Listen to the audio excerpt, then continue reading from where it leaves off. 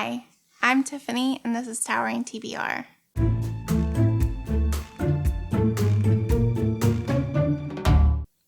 Today I'm going to be talking about my favorite middle grades that I think are great for all ages.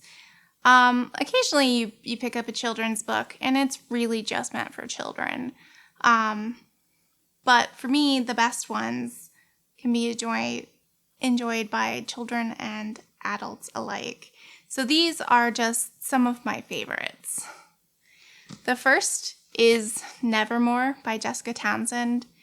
This is getting quite a bit of hype. It's a fun, magical society following a young, cursed girl who is supposed to die on her 11th birthday, and she is instead whisked away to a magical world. And there's just so much thought and creativity and world building that I think children and adults enjoy this. And it is just so good. There are actually 3 in this series so far, so if you haven't picked it up, it's really good, and I urge you to do so. Similarly, Amari and the Night Brothers is the first in her series by B.B. Alston, and this is another great fantasy for children that I think there's quite a bit for adults to enjoy as well. In this one and in the second one, there are some political actions that maybe wouldn't really be noticed by a kid, but as an adult, there's more that you're learning about the villains and some other characters, and they are fast-paced and just wonderfully imagined, and I would highly recommend it. The third magical book I'm going to recommend to you is The Troubled Girls of Dragomeer Academy by Ursu. I think I read this last year, and it got 5 stars. All of these books will be getting 4 or 5 stars, but the ones I've started with are 5 stars. And that one focuses on an academy where magic is known to exist, but no females are allowed to be magicians or have magic. And it's a very feminist story, and the characters really come into their own, and quite love that one as well. Another magical story. I do have non-fantasy choices, but most of them are fantasy. Is The Girl Who Drank the Moon by Kelly Barnhill. This, I think, is fun for adults because it turns like fairy tale tropes on its head. Every year, the townspeople are really superstitious, and they sacrifice a baby in the woods to a local witch. And like, she doesn't ask for this. Like, she's just like, gotta go pick up the baby and basically rehome the child.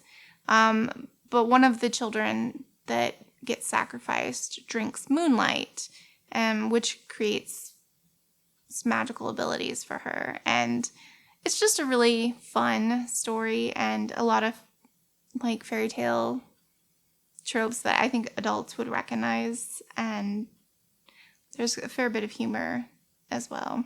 The first non-fantasy book I'm going to recommend is Among the Hidden by Margaret Peterson Haddix.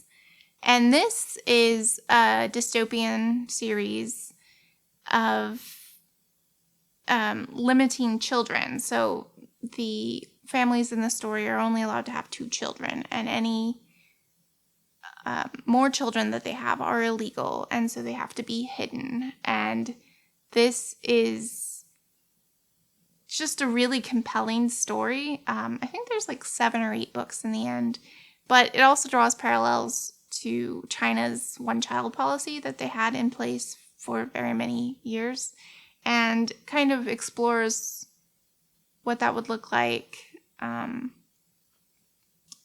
the problems that it would cause. So a lot more thematically going on with this book that I think adults can enjoy. The next one is also realistic. It's a historical fiction called The Day of the Pelican by Patterson.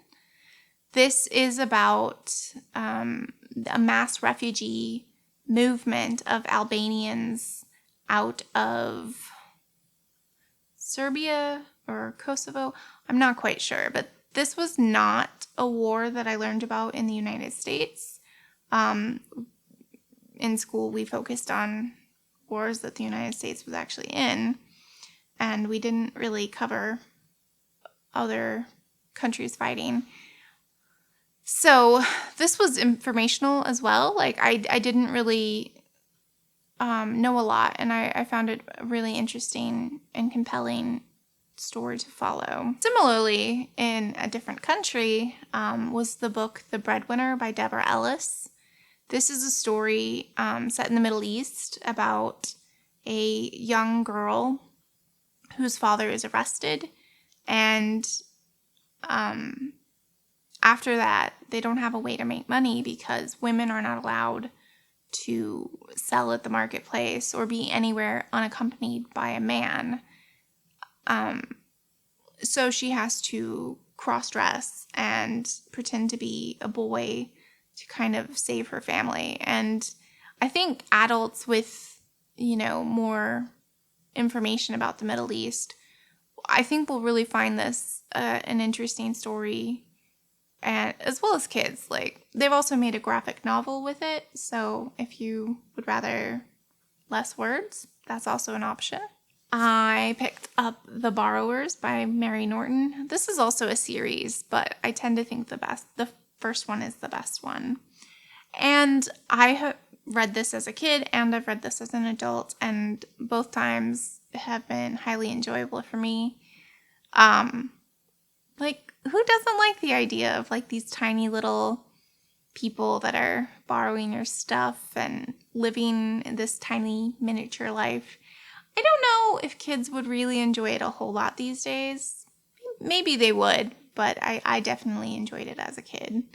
It is quite dated, though. They talk about, like, blotting paper, which is not a thing we use anymore. So, yeah, I thought it was really good. Then I'd also like to recommend the graphic memoir El Deafo by Cece Bell. This is a middle grade graphic memoir of Cece getting a hearing aid as a kid. She, I think, was hard of hearing, I think she was hard of hearing. And she gets a hearing aid, but her teacher also wears a microphone so that Cece could hear what she was saying. And she would, like, show off how far range she could hear something, and she felt like a superhero. I think for kids it's going to appeal quite a lot. But as an adult trying to see kids like make the best of a situation, I think that I found that enjoyable as an adult as well. These next two I'm going to recommend because they are narrated by celebrities and I like both of them. So the first is Wizards of Once by Cressida Cowell. This series is narrated by David Tennant in his very thick Scottish accent, and it's just super enjoyable. It's about wizards and warriors, and they are completely separated. But then the threat of witches threatens to harm both of them, and so they have to work together. And David Tennant just does so many great voices for the different characters that I found it incredibly enjoyable. Same with The Magic Misfits by Neil Patrick Harris. He narrates the first audiobook. And yeah, these are kids where magic really does exist, but these are like card trick magic misfits. And they all have like a special ability, but it was a sweet story, but it was definitely highlighted by the fact that I really liked the voices done by Neil Patrick Harris in this book. This is also a series. I think there are 4, but I've only read the first. So another middle grade I'd like to recommend is Show Me a Sign by Anne Claire LeZotte.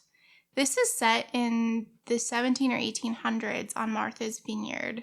And historically, Martha's Vineyard had a very high population of deaf people. 1 in 4 deaf people lived on Martha's Vineyard. And so the citizens, hearing and deaf alike, created a sign language that they all used. And this was formed even before ASL, which was modeled on the French Sign Language, which came shortly after.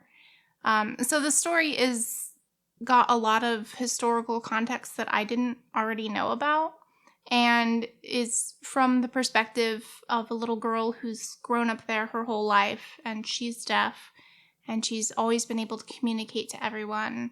And then she gets kidnapped and has to face the outside world who doesn't know sign. And it's just a really compelling story and provided a lot of background information on the deaf community that I found really fascinating.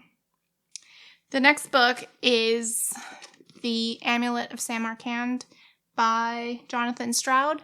This is a trilogy, and while it says it's geared for kids and the protagonist is like a 12-year-old magician, the writing is quite elevated. It somewhat reminds me of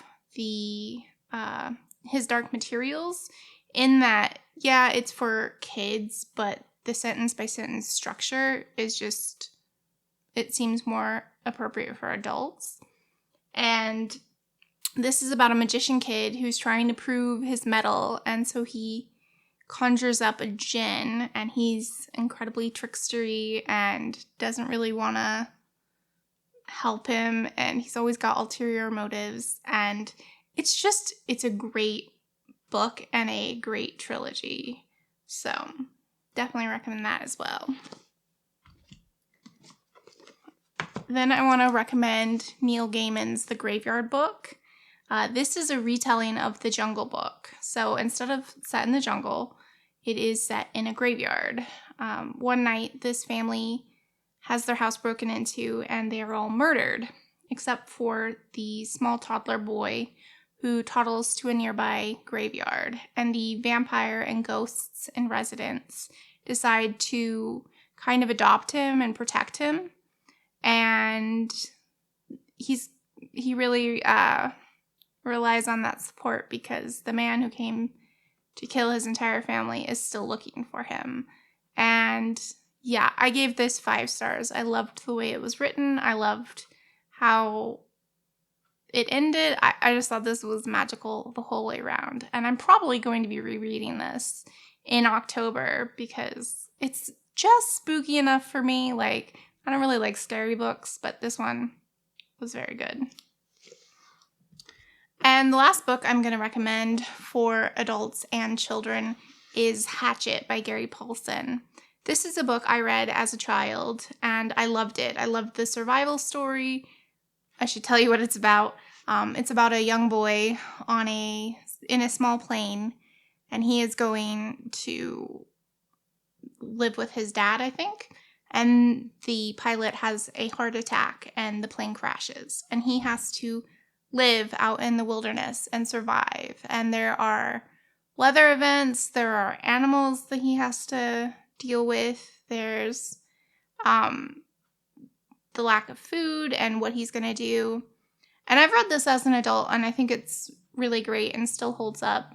The only thing is, this was written in a time before cell phones, and so it's hard to imagine this situation happening nowadays. But yeah, still a compelling read. And I remember this was the first book I had ever heard of that was written specifically for boys. Boys tend to stop liking to read after the age of 8 or 3rd grade in the US. And yeah, even though this was geared towards boys, I love survival stories, so I thought this was really great as well. So that is all the books that I would recommend for middle grade, for kids and adults. Let me know if there's any I missed, and have you read any of these? Let me know your thoughts on them down in the comments below. Thank you for joining me. Bye-bye.